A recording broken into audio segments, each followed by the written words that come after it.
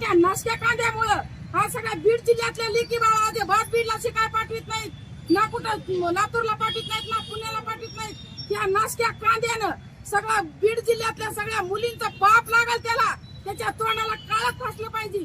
आमच्या मुलीचा एवढा तळतळाट लागल आणि मुली आज शिकायला पाठवू शकत नाहीत बीडला. अशा प्रत्येक अशा क्लास मध्ये असे काळे धंदे चालू इथं एका एकाचं झाकल्या गेलं पण एका एकाचं निघणारच आहे. पण असे काळे धंदे करू नका. आणि एवढंच माझं एक म्हणणं आहे आमदार साहेबाला की तुम्हाला आमदार आम्ही गरिबांनी केलेले आम्ही कशालाच बळी पडलेलो नाही तुमच्या. पण तुम्ही फक्त एकच करायला पाहिजे होतं की आमच्या त्या मुलीच्या घरी का पैसे नव्हते का मुलीच्या घरी जायला आणि विचारायला आम्ही दिले असते गरिबांनी ऊस तोडून पैसे दिले असते त्या आमदाराला. पण त्याला जाऊन भेटायला पाहिजे होतं काय झालं म्हणून विचारायला पाहिजे होतं. ही चोर आहे सगळे चोर आहेत.